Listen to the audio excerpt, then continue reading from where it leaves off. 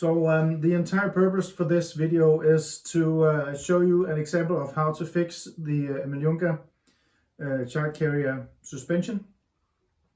I've not been able to find an original kit on the internet anywhere except one Danish shop where he closed like 6 days before I found the part, and he had closed for good, going into retirement.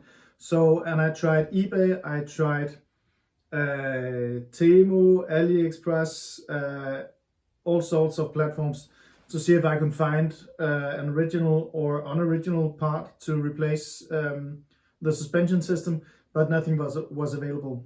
What I found was a YouTube video showing how to dismantle the suspension system, and that's it.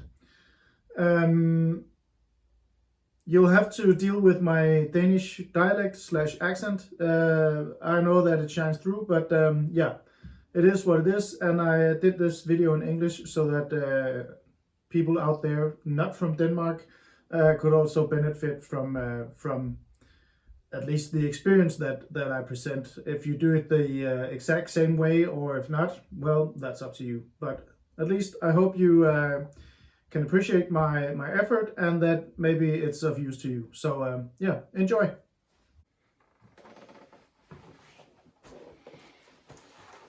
All right, so today's job is fixing up this suspension for the Emmaljunga child carrier. And I've already gone ahead and taken it apart, but the gist of it is that it was sitting here. These are the wheel axles, and it was sitting just on the ground, just actually pointing upwards, so that this supporting leg was hanging like 1 or 2 centimeters off the ground. So I want to fix that, and I went ahead and took it apart. The suspension part is really, let me turn this around here. It's 2 shells that are screwed together around the 2 axles, and then there's this compression spring inside, rides on this here plastic cylinder, like so. And then let me see if I can just real quick give you the principle here. And then shock is absorbed via this cylinder. What is the matter is that, let me take you in close. This plastic wedge thingamajig is supposed to go here through these 2 holes with these 2 cylinders as part of the plastic, but as you can see, it broke off. And actually, if you check in closely, you can see there are 2 screws still locked inside. Those are these more or less wood screws, I would say. Too tiny for the job. The plastic is not right. There's a lot of torque on these cylinders here, so they will break in time. And I will try and see if I can fix it. I've gone ahead and already made a prototype on this one. And what I would like to show you is how I went about it, and make my suggestion on how to fix it. So I'll show you the process on this part.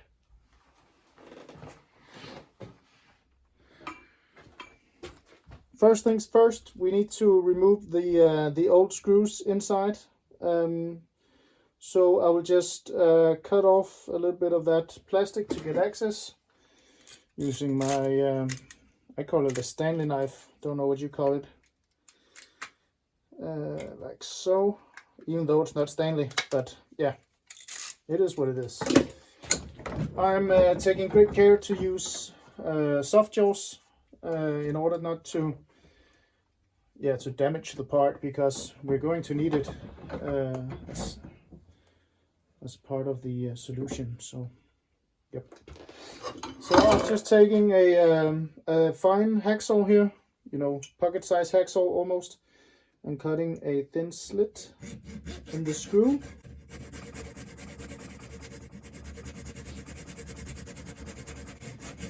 To be able to extract it with a small straight screwdriver.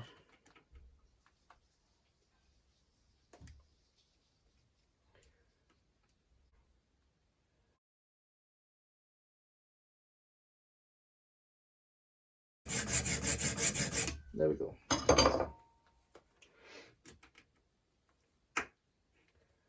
Much better. One.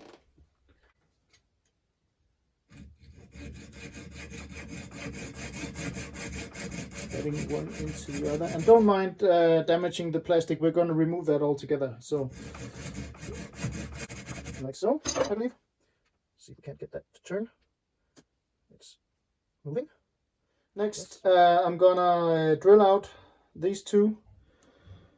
The principle is I have these M8 lag bolts, I believe they're called, and instead of making like some sort of replacement in here or gluing it together, or perhaps some people would think, well, hey, we can get that 3D printed, and I think for the main part of it, it would work if you print it in like ABS or some carbon fiber enhanced or reinforced filament. But I think these cylinders will always be plastic and therefore weak. And even if it was a 3D print, it would be layer on layer on layer. So you would introduce a lot of weak points in this cylinder that is supposed to carry a lot of torque.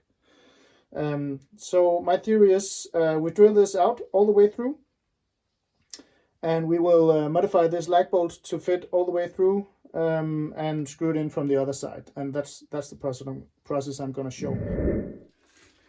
So firstly, I'm going to set it in here like so. I'm gonna be careful not to drill into the vise. And first off, I'll just see, this one's too big. So just let me get the drill out here. This is only for alignment. So to see that I'm drilling in this same direction that the old screw was. So in this, well, it's a little wonky, but I'll take it. There'll be some slop in it after all. So I'll fix it here. Just lightly screw together the vise. And we will just lower the table. I'll start out with 7.5 because I know from yesterday that this will just fit fairly high speed since it's plastic. Being careful to hit the center. There we are.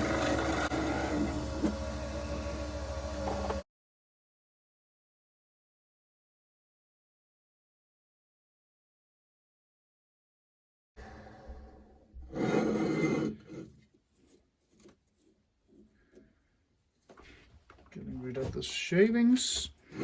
And then I will grab, I have this spoon carving knife. It's just perfect for these sort of things, to get out something in a tight spot.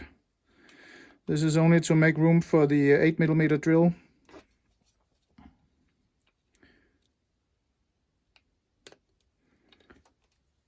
Like that.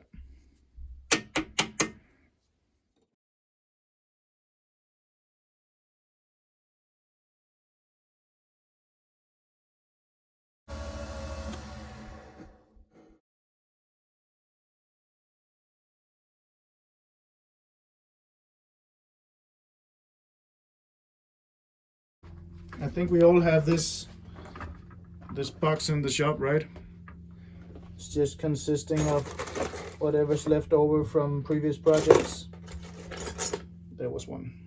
Okay, so firstly I'm gonna grind down the heads so that they are 2.5mm thick, roughly. So let's go and do that.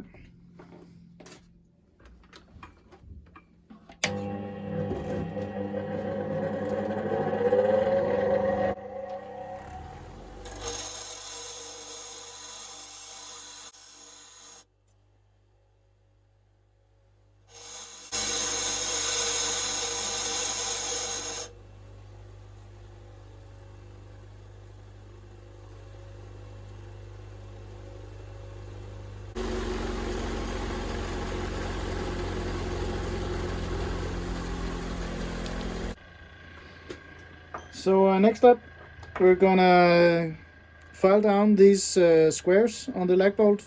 These are of course used to keeping the bolt from turning when inserted in wood, but for this particular job we don't need it. So I'm just gonna file it down. So let's just going ahead like this.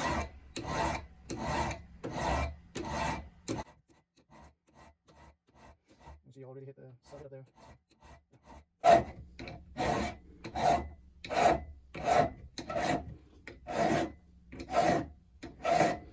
Just sweeping the file backwards here in order to round over nicely.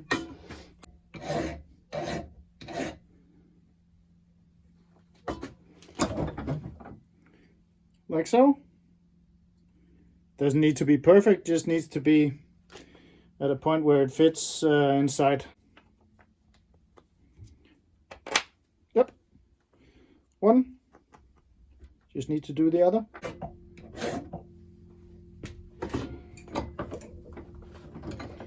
Like that.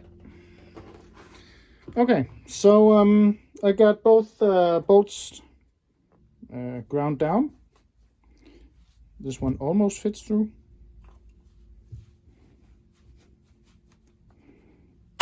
Like so, tight fit, nice. But as you see, it's not free to move underneath. So we're just gonna take off the sides and the back. So for that, very simply, I just hold the bolt up firmly against the bracket, mark it off as close. I don't know if you can see that. I can switch it here, yeah, as close to the edge as possible, and same over here. And this one I'm gonna take back a little further than the line for in order to make room for it to move. So yep, one.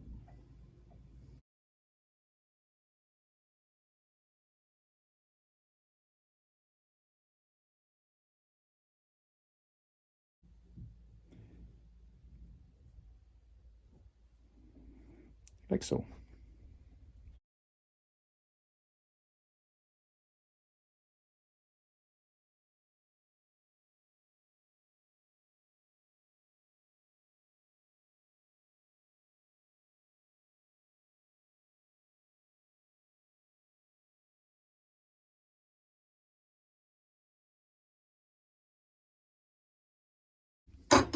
Just gonna cool that in some water.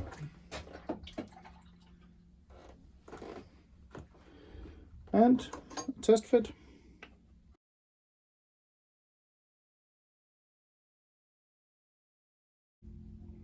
So now it fits inside the lines. I might go ahead and take a little bit off the back, but I'll do that at the final fitting when I see how it rides in the seat that it's in. So next one. Oh, that's fine. That's fine.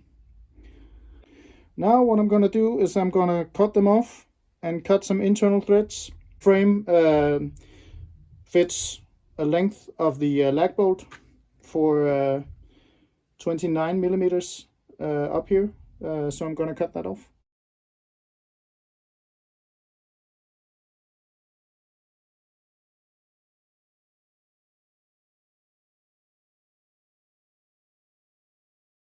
Oh, fiddly.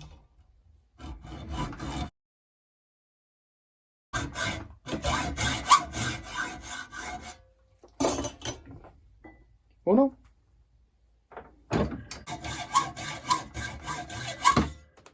Dos. And just a quick deeper with the file.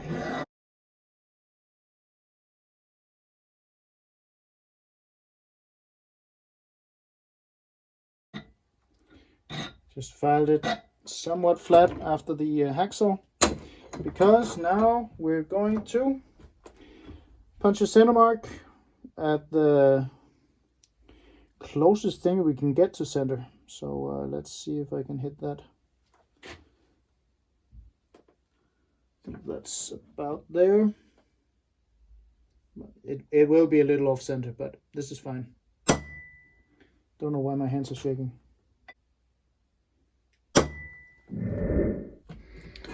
In my little drilling vise here, there are some V-grooves here. Just cleaning that out. There are some V-grooves that are always perpendicular to the resting surface. I don't know how to call that, but I'm going to use this to get the straightest drill or the straightest hole possible. So the core drill always says on the back of these, what do you call this? I'll find out. But there's always a small chart, at least in Denmark, where for metric thread says metric 5 or M5. The core drill should be 4.2 millimeters. Don't know if you can see that actually. Just take it up here. Yeah, over here. So I have a 4.2 drill, but it's the only one I have. So I start out with a 4.0, and then I will just enlarge it with the 4.2 afterwards.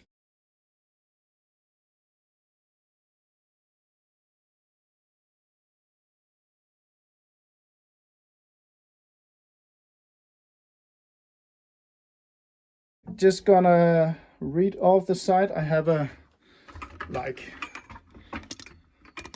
small reading, just bouncing you a bit around here. I have a reading on the quill, so just gonna read out. Says, yeah, 18 millimeters. So I'm gonna drill through to 35 to make sure that I get enough threads on here. I'll take it. A little bit of cutting oil.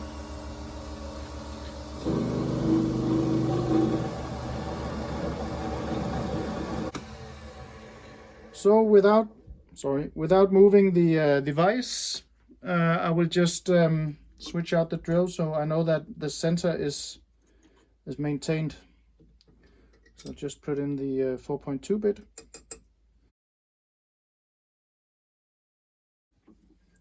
A little bit of oil.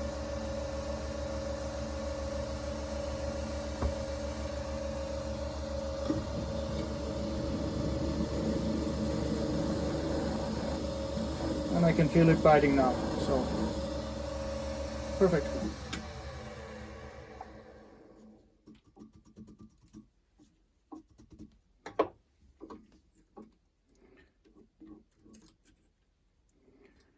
And I'll take my M5 cutting tab, threading tab, whatever. Don't know how to call it.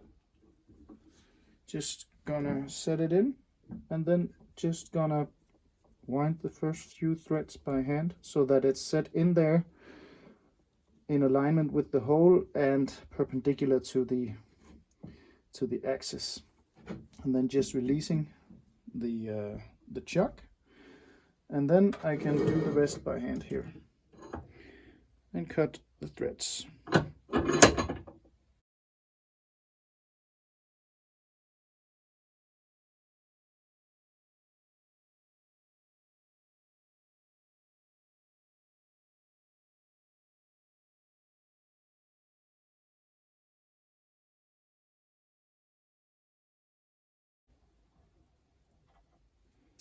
Like so.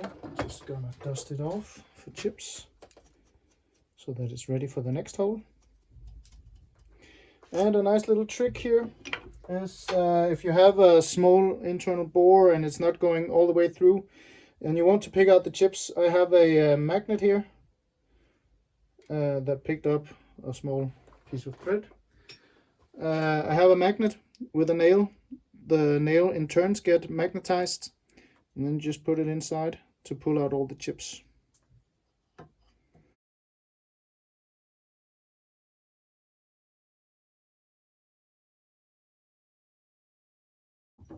Just check the inside. If you're blowing with your mouth into an internal bore, always close your eyes. Otherwise you will get something in your eye. And you can see it's quite a bit off center, and not as much as I'd wished for. I would have liked it to be right on center, but hey, what you gonna do? I think it'll work fine anyway. And if it doesn't, I'll make another one and take extra care.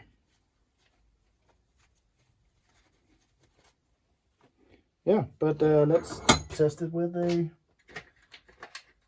bolt. Have some small generic M5 bolts. A little bit dirty, a little bit grimy. Maybe I need to just run down the thread cutting tab once more. Yeah, I think I'll do that.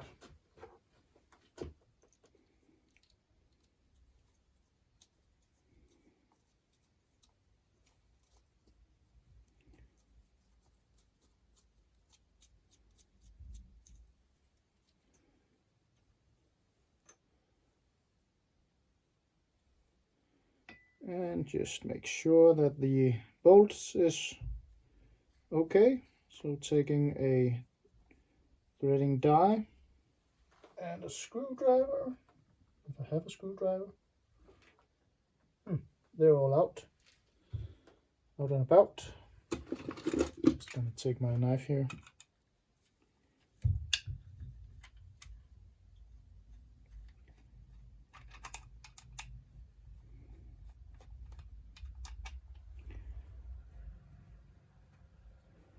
And that ought to do it.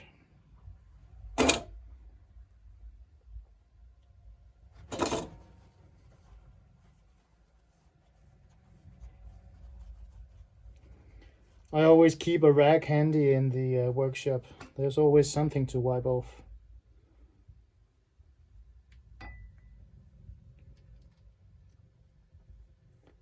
And that did the trick.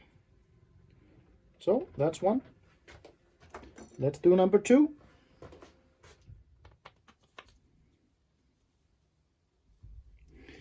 So I think we should go and test mount it. See how it fits. So I have the carriage part here, and let's just see how this fits. So this goes in here, like so. And what I'm looking for is complete seating of the wedge here, and that is just working beautifully on one side. So let's see if the other is just as good.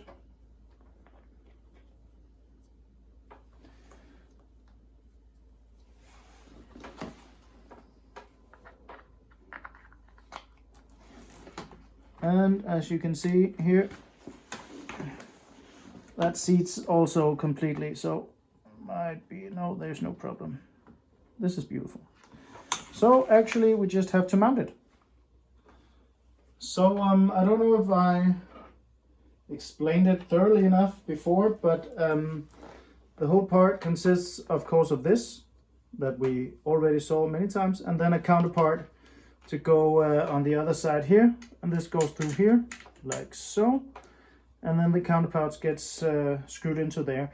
And that's what happened before, is that the screws that were in here, I mean, they're gonna carry all the load, and this is gonna be true also for these M5 screws that I made. I'm hoping that they will last. If not, I will take the M8 lag bolts. I will make new ones, of course, and let the bolt go all the way through, and then I will probably reduce to an M6 nut because there's not a lot of space and so on, but let it go all the way through so that it's one entire bolt taking up the whole torque. But let's see how this goes. What I had on hand was these, how do you call them? They're supposed to be flush mount, so they're coned down towards the threaded shaft. So I'll just take a washer. I would have done so anyway, but yeah, this is what I had. This is what I'm gonna use. So a washer, small screw here, and the same for the other part. A washer. Let's see if we can find that thread. I think that's the one that was a little bit wonky. No, it's fine. Yes. Then I have a pair of vice grips. I'm gonna grip around the reduced head of the bolt while at least while I'm fastening it, finally tightening it down. So so that I can align the head of the bolt with the sides of the wedge thing.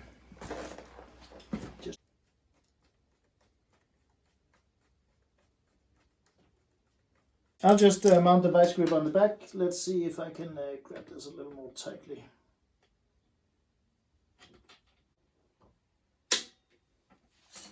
Now let's see if we can do something.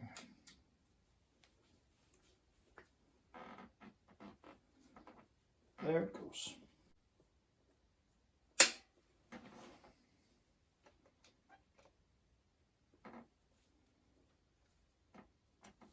Like so. And that should actually be it. So now you get to see how the whole thing works. Finally. I was in the middle of the process when I started, so you didn't get to see me disassemble it, but now you'll get to see me assemble it. So I hope you can forgive me for that. So, one spring, one cap, cover, whoops, up there, with sound effects.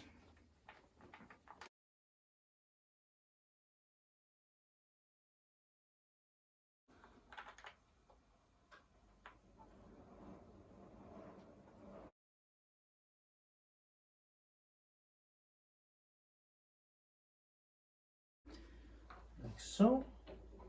And the other one, spring. This goes on here.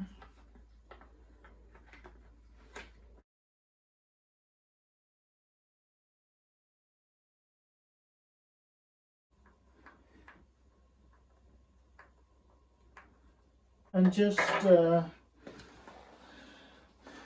don't over tighten it because it's plastic and it will tear the plastic apart. But it was on quite hard, so I'll just see if I can tighten it gently, just like a quarter or an eighth of a turn or something like that.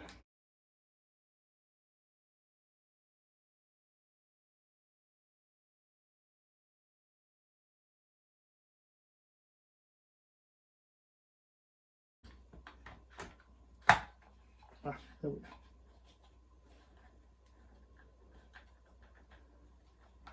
There we go. Okay, that was apparently quite hard. But there we go. So, turning it around.